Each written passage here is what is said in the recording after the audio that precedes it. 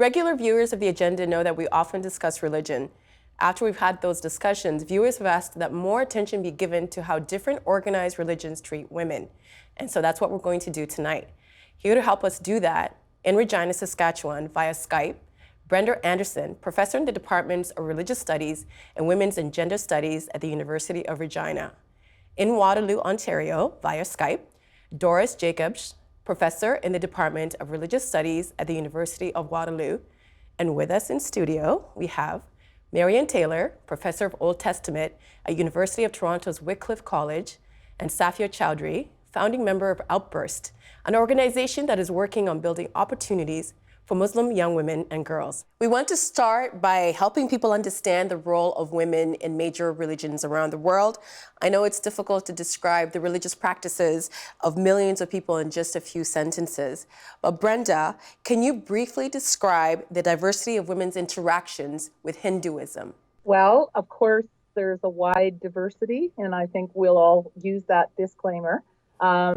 Women are typically understood in a complementarity role of equal value to the male, particularly in the early Vedic age when both male and female were required to fulfill the home rituals and play host and hostess to the divine masculine and feminine energies. That's sort of the ideal. On the other side of the spectrum, we do have incidences of sati, which is widow burning on the husband's funeral pyre. So there's a wide variation and discrepancy within that umbrella term of Hinduism. And Marian, what is the spectrum of women's roles in Christianity? Well, I would say there's a similar spectrum across the church. On the right would be those churches that would restrict women's roles in terms of ordination, leadership roles in the church, and certainly sometimes in the home also. And then on the other side would be those who say men and women are fully equal, and our women there are no restrictions on women's roles, and that certainly is true more and more in recent years. That women, certainly in the Anglican Church of Canada, women have been ordained as priests and deacons and now bishops. So all women would be open to hold any position in the church. So there is a wide spectrum within Christianity on that issue too. Okay, it seems to be a theme, the spectrum. Yes. Doris, what should we know how Sikhism interacts with women? Well, I'd have to repeat a whole lot of what's been said already. You have a wide divergence. There's also one way to look at it if one looks at the texts and if one looks at the living practices. So of course, there's this diversity issue. You have certain groups within the Sikh tradition, some would call them sects, that have women in all areas of worship, in singing kirtan, involved in ritual life, and then you have others that, because of, say, menstrual taboos, women are not allowed to take part in certain rituals. So, and then there's the mainstream where women, at least textually, would be allowed to play important roles in terms of the ritual life, but the practice of that wouldn't support those sort of codes of conduct. So women would not be seen in more sort of ritual roles, even though according to the code of conduct, they could be in those ritual roles. And Safia, can you describe the diversity of women's relationship with Islam? Sure, yeah. I mean, again, to echo the three other women, it's a spectrum, and I think that spectrum exists presently, but also kind of across historical trends.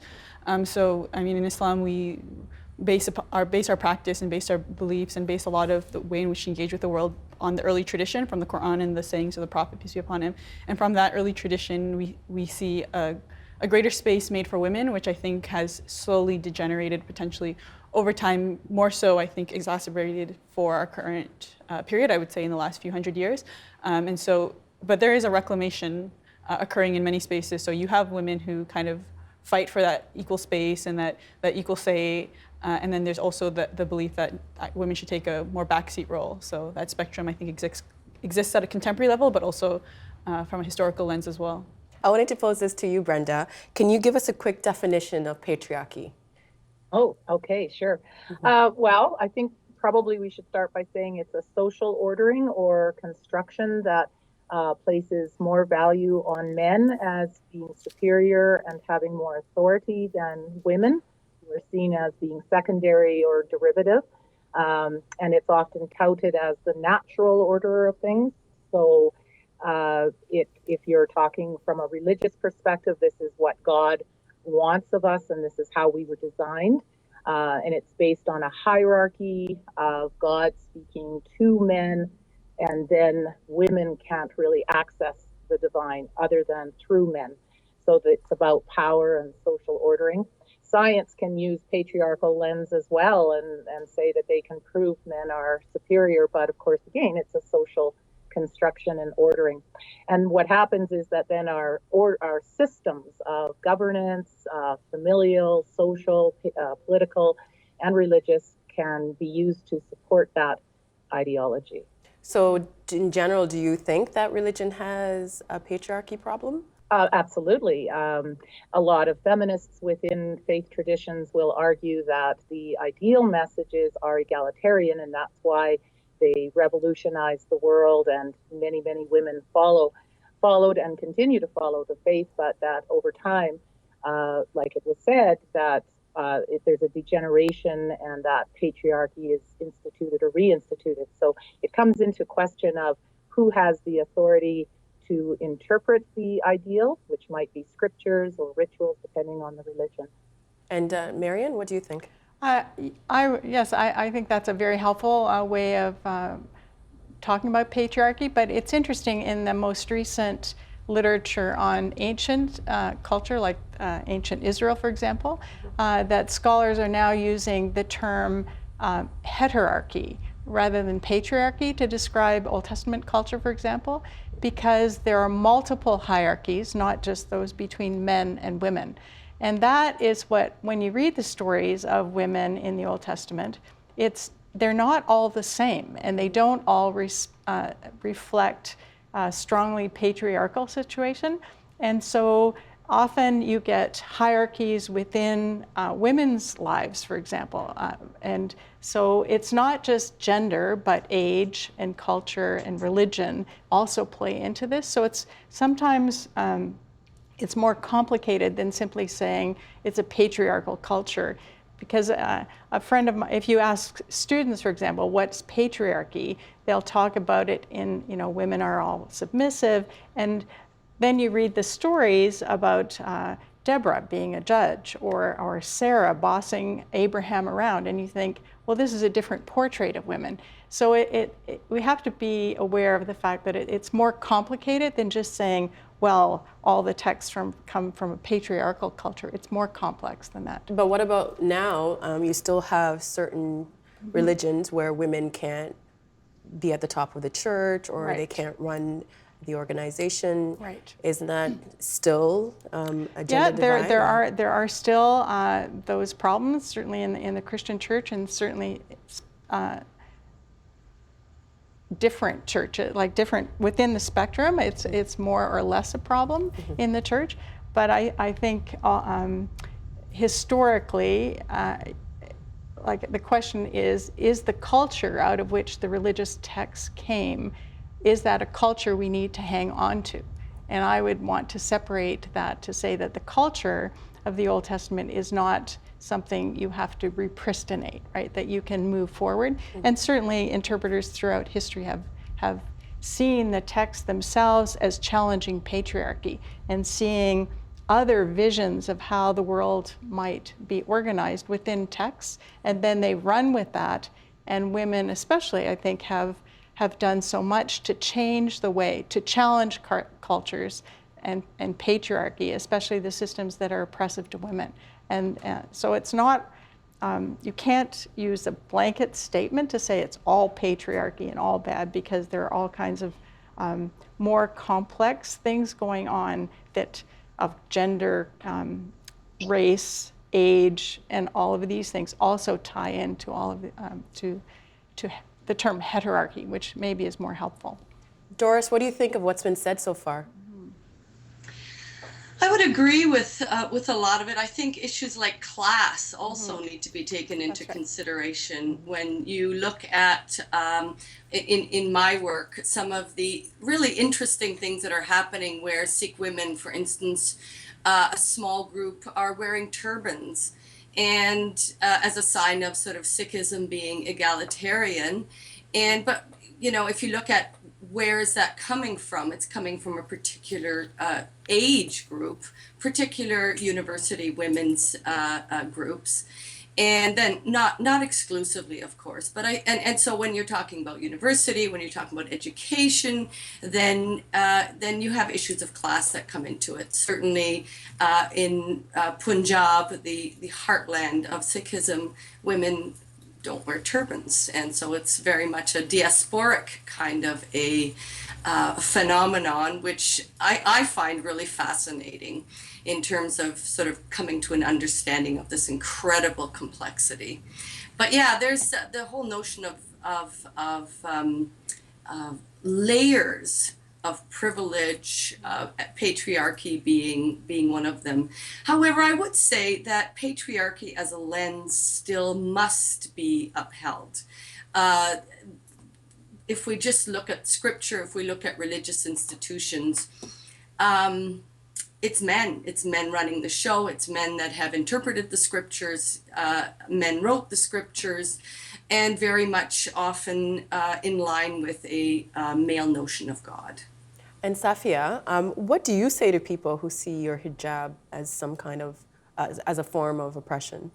Well, just to kind of go back to the earlier question of whether religion has a patriarchy problem, I think that the reframing it ought to be that patriarchy is a problem that is kind of insidious in its way, in its ability to kind of seep into people's lived realities and lived experience, and it utilizes whatever tools is at its disposal, be that religion, be that imperialism, or whatever it may be. And we know in a lot of anti-colonial resistance, religion was kind of used as a way for women to express their resistance. And we see that in North Africa and those kind of things. So religion. How so? So when the French first arrived in North Africa, for example, they required that women deveil because there was this view of being able to gaze upon the woman and have access to her body. But the upper class women, in fact, used to cover their faces and everything as a sign. I mean, for them, that was a sign of wealth. And so when the French came in and they required that the women and people submit to the French, the women refused and said, no, we're elite North African women and we're going to continue on our practices. And so veiling and those kind of things was actually an act of resistance to kind of colonial powers. And then there's instances where once they were kind of subject to the French powers, the women were stripped of all their clothing and only their eyes were covered, kind of in a reverse role, such that before the women could see the men, and the men could not see anything but their eyes. But in this new role, the men could see everything but their eyes. So religion is used, I think, as a tool, and we see kind of French colonizers who are not Muslim using the reverse veil, so to speak, to subjugate women. And it's not necessarily Muslims who are doing that, but it's just about how religion is being used as a tool to kind of advance whatever kind of hierarchy or kind of power. Well, I mean, in the past election, the niqab and the hijab were there were very decisive elements that were used during the election. As somebody who wears a hijab, are you oppressed? Yes. No. I am not oppressed, if it's as simple as that. I mean, of course, I'm not oppressed by my hijab, so to speak. I think generally there's a lot of things that are challenging of being a woman, that's irrespective outside of the domain of religion. But my hijab, this piece of cloth that I wear, is not really oppressive by any means, and it is foremost grounded for me in choice. And I know that's not offered to all women. Many women who do not choose to wear it out of choice. Many, a few are forced to and are required to do it from whatever factors. But I think for a lot of women, and I know a lot of women, and I even personally started wearing it kind of as a political statement to show in a post 9/11 world, that we're here, we're kind of normal, it's all good, don't be afraid. And then, but I actually think that this focus on the hijab as a political expression or as a political issue or constantly coming up in political discourse takes away actually from the fundamental value of wearing it, which is for me spiritual. And so kind of in my latter years, I've been trying to really explore that. Why do I wear it? And I wear it foremost because of how I understand my relationship to God. But this constant fixation on it really impacts my ability to hone in and truly understand that spiritual connection, because I'm so often forced to articulate it in political ways, which I think actually is stifling. So it's more so the discourse around the hijab, the discourse around veiling, the discourse around Muslim women that is probably more oppressive than actually being a Muslim woman who veils. I wanted to ask one of the other women, maybe Brenda, why are we so fixated on the hijab? Well, I place it squarely on who has the power of the gaze. And this is, in our daily lives or in media representations or what have you. I think that throughout culture and throughout history, there's a fascination with the female body, particularly from heterosexual men who may have that power to direct the lens in particular ways. So I guess I would kind of counter that question with, why are we so fascinated with women in bikinis in the West, right? It has to do with control of female body, and in the colonialist times in the 1900s, when filming was capturing the fascination in the West, Muslim women were depicted as the harem, the free sexual lifestyle, the dance of the seven veils, and there was a titillation factor about how they didn't dress very much compared to the European woman with the corset and showing the ankle was something titillating here in the West. And now, 2016, we're worried that Muslim women are being covered too much, that again, we're concerned about the other. So I guess I talk about in my classes projection of our own discomfort around the female body, around sexuality and what that means. And that can be directed back to how scriptural stories, origin stories play out and create that binary where the masculine is equated with the spiritual, rational, and the female is equated with the material, certainly in the Judeo-Christian and then Islamic, not necessarily originally, but in that tradition as well, equated with the fall or the sin. And so when you have that either or kind of world, we're going to look at women's bodies as temptation, something that keeps us away from the divine. So I think it has to do more with who has the power to name the story. And Doris, sorry, go ahead, Doris. I think the historical context is so important to keep in mind. I'm just reminded of Hoda Sharawi in Egypt in the 1920s, who was the head of the Egyptian Feminist Union. And as a political statement, she took off her hijab, making this a sort of public, political, feminist statement. It was in the name of feminist. It was called the Feminist Union. And so it's just very interesting to look at the various timelines, when these things are important, why they're important. Post 9/11, the situation has changed for so many minority groups. It was a Sikh man who was first sort of a victim of murder in post 9/11 because he was mistaken, as a Muslim. I mean, it doesn't matter if he was Muslim or Sikh. The fact was that it was because of his religion. It was because of his outward presentation, his turban, that he was killed. And so I think it's the timeline that needs to be put into perspective. Why are people wearing hijabs? Why are people seemingly to be focusing in some ways more on their religious identities and physical representation thereof in a post 9/11 world? I think that's really fascinating.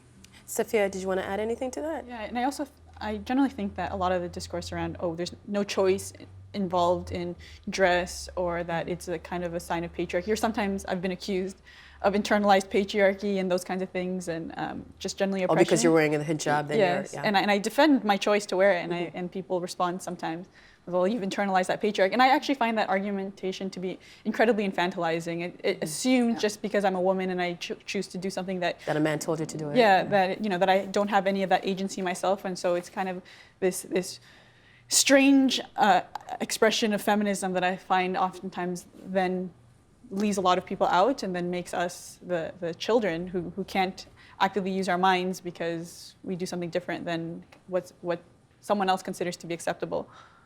Marianne, I want to pose this next question to you. There are passages in sacred texts like the Bible that don't seem consistent with our current understanding of gender equality. Does that reinforce the inequality that we see in some faiths? Wow.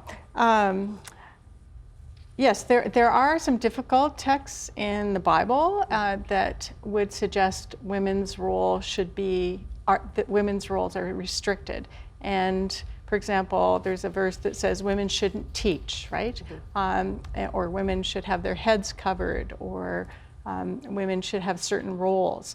And the question always is, how do you interpret those verses in light of the whole message of Scripture and other texts that clearly say that women are teaching?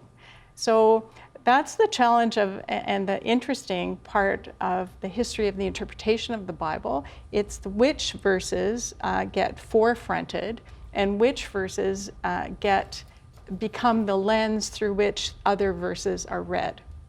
So for churches that say women and men are equal spiritually and equal in many ways, but we restrict their roles, and women can't preach and women can't have leadership over men or teach men, they are using a small number of verses as the lens through which they read all the other texts, including texts about Jesus, the story of Mary and Martha, when Martha is wanting her sister to help out in the kitchen, and Mary is sitting at Jesus' feet, Jesus being the rabbi, and Jesus is encouraging that. And Jesus says to Mary, "You have chosen the better part." Well, that's a revolutionary story, and one that shows that Jesus is countercultural and says that women can do things like this. So the question is always, I think the best way to interpret texts that have difficult verses is you interpret the clear, the unclear in light of the clear. And so when there are verses in the New Testament that says, there's neither Jew nor Greek, slave nor free, male nor female, that can become a lens through which you read more difficult texts. And so the challenge in faith traditions that have texts that say more than one thing, or is the question of how to interpret Scripture. But my research on the history of women interpreters of the Bible suggests that, and it's a forgotten history that we're just recovering now, is that women throughout history have wrestled with texts that have limited their roles. And then they've seen within the Bible, for example, in the Old Testament, Deborah is a judge. Right in the 19th century, they looked at that story and said, wow, Deborah had more power than we did. Or they read Proverbs 31 that talks about a worthy woman, and she could purchase fields, and 19th century women couldn't own anything and they thought, wow, maybe we should push for more rights. So in fact, in the history of the church, women and men have used texts and stories and examples from both the Old and New Testament to push for change and to push for equal rights for women. But it's so interesting always, because in the 19th century, when women were pushing for voting, suffrage, you have women on both sides of the question, and you have very well educated women like Elizabeth Wordsworth, who ran a college at Oxford, right? And she's women should be educated at a university level, but they shouldn't vote. And when my students read that, they think, how can a woman say that, right?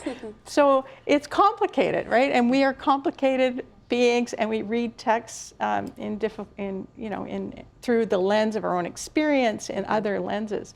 So the whole, it's not an easy question, it's complicated, but it's exciting now as we recover the forgotten women's voices, because women throughout history have spoken into texts like Genesis 1-3, and Eve is, a negative or evil temptress, and they have seen Eve in different ways. So I think as we recover these texts and then rewrite the history of interpretation, it will be better for women. Doris, I saw you writing some notes. What are your thoughts? Well, I have to echo a lot of what was just said. I think it's such an interesting process of the use of text to both suppress and support liberation. And we know that this has happened throughout the ages. I find that what is interesting is in the contemporary age how we often rewrite history, reinterpret to suit our needs. I've had, in my area, people call Guru Nanak the first guru of the Sikhs, the first feminist, which is such an interesting label to put on a guru in the 15th century India. We seek those ideals, we seek those notions that support our understanding of liberation or oppression today. And this is, I think, one of the glories of religion, because we can do almost anything we want with the texts. But I think ultimately it really depends on who's in control, and in terms of organized religion. There's always going to be people on the margins, people that say, no, this is, we are equal. But if you can't show that egalitarianism within the religious practices, within the institutions, within the rituals, then the question is, well, how equal is it really, even if you can support egalitarian principles on a text? That's sort of where I come back to all the time. Safia, how do women gain more power in religion? I think by taking up space, as we're entitled to. And sometimes, in Muslim spaces, sometimes often I would say women are not kind of given that equal space. And that has to do with some other rules and factors around mandatory attendance to the mosque and things like that. But sometimes women are given smaller spaces, sometimes closets, sometimes upstairs on a different floor with barriers. And I've been in spaces where women have said, no, this is not sufficient for us. This is not kind of a dignified space that we belong in. And they show up in the kind of the more nicer spaces, which typically have been the men's spaces, and say, this is us. This is where we'll sit. This is where we're going to congregate. This is where we have the God-given right to be. And oftentimes it builds solidarity with men, and we do see kind of an advancement. And I do think that it is a mind shift that's changing as more mosques are being built, say in Toronto or kind of in the Western world. There is this greater consciousness as women are kind of highlighting the lack of dignity that a lot of us feel in certain spaces. There's a project called the Side Entrance Project, which shows how women have to enter from the side, and just bringing attention to these things and engaging men in the conversation. And I actually think it's very difficult, particularly for Muslim women, to kind of engage in this, because on one hand, we're constantly cast as being oppressed, constantly cast as being less than the Muslim men, or being oppressed by Muslim men. And so to bring attention to times in which that we are, not kind of given that same dignity, is to also give fodder to an Islamophobic discourse. And so oftentimes I find that actually to be the major way in which conversations shut down. It's like, don't air our dirty laundry. People already think of us as oppressive. And so how can we have these internal discussions in a safe way? Because nobody wants to give fodder to that discourse of us being oppressed. We believe, a lot of us believe, that religion is a means of liberation for us. And so being able to express that safely amongst our fellow religionists, men and women alike, is very important for being able to kind of reclaim our space and what that we're entitled to. Brenda, what do you think? Well, I'm just really enjoying the talk. Me too. I'm learning so much.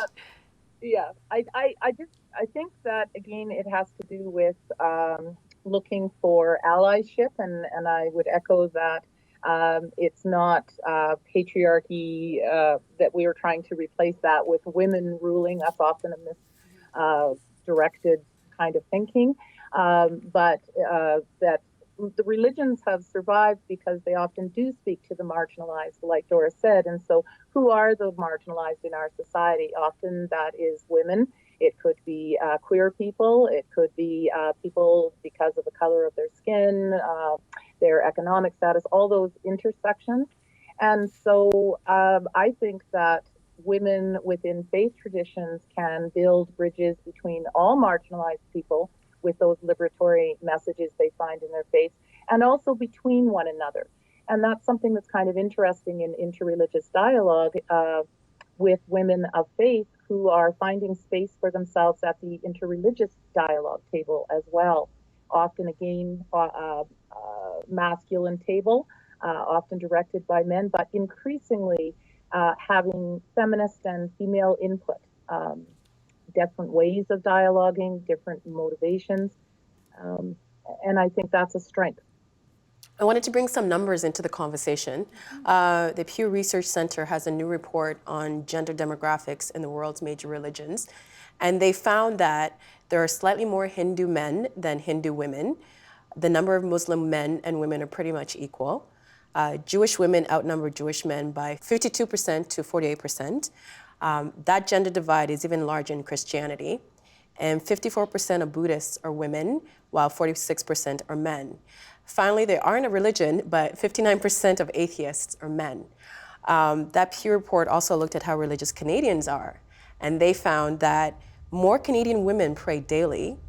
30% of women pray every day compared to 28% of Canadian men. Again, 30% of women say that religion is very important to them, while 26% of men say the same. Finally, only 17% of Canadian men attend a religious service every week, compared to just less than a quarter of Canadian women. So I wanted to ask, what do you make of all these numbers? And I think I would like to start with Doris, please. Well, I think in some ways the numbers are a little bit misleading. I mean, there are traditions where women are not, there isn't an expectation in terms of women's public worship in the same way as there is for men. I know some of my Muslim friends, basically, the mosque is not that important to them as women as it is to men. So I think that all needs to be put into context. I think that the whole issue of leadership and women's role within public religious institutions is very important. If women do not in some religions, of course, if women don't see themselves in these roles, then they might not attend as often, or they might be the ones that are in the background that are preparing the Sunday lunches in the Sikh tradition, the langar meal.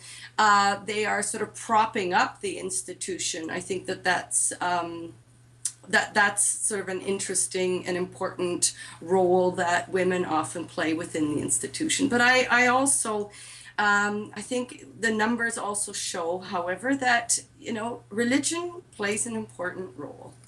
And regardless of whether women are in leadership roles or allowed to lead prayer or allowed to be ragis and kirtan in the Sikh tradition, there's something that they find within religion that is liberatory, and I think that's very, very important and illuminating. Marianne, what do you make of the numbers? I think the numbers are really interesting, and in the 19th century, which is one of the areas I've been researching, women actually would name it, and they would say, we are spiritually ahead of men. And they used the phrase angels of the house or priests of the home, and they perceived as men went out and worked in the world, the Industrial Revolution, they kind of got dirty and they came home, and it was the woman's job to be the spiritual leader of the home. And in their literature and in the way these 19th century women interpreted the Bible, they used that lens of their superiority over men to read texts. So in stories in the Old Testament, like the story of Sarah and Abraham, when Abraham wanted to go down to Egypt, there was a famine in the land, and he went and said to his wife, like pretended his wife was his sister and put her in jeopardy, really, at that point. Elizabeth Baxter, 19th century woman, says, that was Sarah's fault. And you think, how did she come up with that idea? She should have said, according to Baxter, Abraham, you know God's promise of the land, you shouldn't leave. And similarly, they would say, if your husband, women were often involved in the temperance movement, and they would say, if your husband's drinking, it's your fault. So this idea of women being spiritually superior had consequences for women too. But it also impelled women to go out and make a difference in their world. So in the 19th century, women are advocating for hospitals, we're working in jails, they're advocating for education. So it is interesting to me that these statistics continue to show often that women are more spiritual than men. And I think in certainly Canadian culture, we still have inherited some of the 19th century role expectations of women being spiritual and women being responsible for religious education, right, in the home and outside of the home. And then women having these roles in many churches in terms of education and supporting the church structures, which there's a very interesting book that says women are the cause. It's women working is causing the demise of the church. And I'm thinking, that's a terrible thing to say, but it's because women don't have the volunteer hours anymore. And so women at the church, organized religious structures miss having women with so much time. That's interesting that you say that, because throughout my whole life, it's always been women that took me to church. It was my grandmother, it was my auntie. It was never any men in my life that would say, hey, let's go do this. Safia, anything surprise you in the numbers? I think looking at the numbers, I think there is kind of Islam sticks out as oftentimes the anomaly in that religious practice seems to either be consistent between men and women, or men tend to attend religious sites more frequently, and that again has to do with it's mandatory, for example, for Muslim men to attend Friday prayers, whereas it's not for women due to a variety of factors. And so they would be attending more consistently Friday prayers because it's required of them. And to me, I also think about, I also reflected in kind of the organizing that I've done in going to the mosque and the Muslim organizations in which I've been a part, women tend to show up more. And I think it has to go back to being able, that steadfastness and that connection to identity. Especially if we considered women to not have as much access to space across every identity marker, there's a greater sense of holding on to what you do have control over, which is religion, religious spaces, and we especially see that in many Muslim majority countries where, I mean, if they're fighting imperialism or any of those things, religion is the mainstay, and it's essential to them being able to express their personhood. Mm-hmm. And so I think women feel the brunt of societal oppressions more so, and so religion is used to kind of soften that blow, and we see women doing that, I think. But the numbers were very interesting to me because I thought this actually fits in line with a lot of what I think about religion anyway. Wow, we've run out of time. I just wanted to get quick thoughts on my final question. And Brenda, I'll start with you. Do you think that religion could be a force for advancing women's rights? Oh, absolutely, and I think it has been in the past. Often the women were the first to follow somebody who was changing the world's views. So it absolutely is. It also at the same time is a great tool of oppression for those who wish to use it. So it's really what we bring to the traditions and to the scripture, and who has the agency and power to make that a social reality. Marian? I would agree, and I think in terms of the Christian faith, Jesus is the great liberator of women, I think, and in his own culture, and continues to encourage women as followers of Jesus. Safia? Mm-hmm. I echo all these comments. I think that historically we see women being elevated in Muslim societies. They've held every manner of role, from teacher, from a pulpit, something that we wouldn't really see today, to market inspectors, which is kind of like the chief of police, which doesn't really actually exist anywhere in the world, and we have it back in medieval Arabia, so to speak. And so it is, by all means, a means by which women can express themselves and claim space and say, you know, we are here. And there just needs to be, for Muslims in particular, room to be able to explore that in a safe way that doesn't kind of implicate us further. I think it's an internal discussion that needs to occur, and it needs to occur taking into account religious principles, historical practices, and also contemporary practices that have taken away from really what I believe is the true spirit of personhood and female liberation in Islam. And finally, Doris. Well, I think that if we look to religious institutions, I don't think we're going to see much change in terms of women's roles.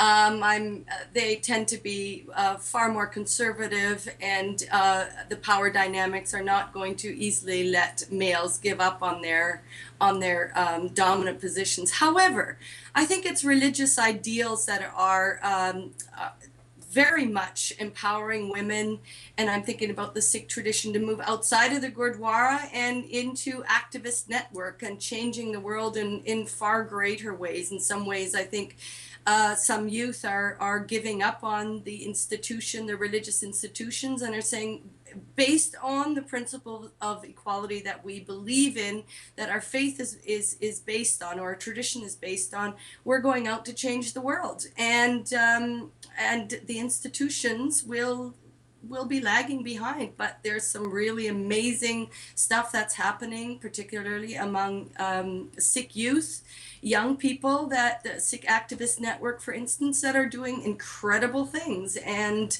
the Gurdwaras, and I think in other religious institutions as well, they're being left behind.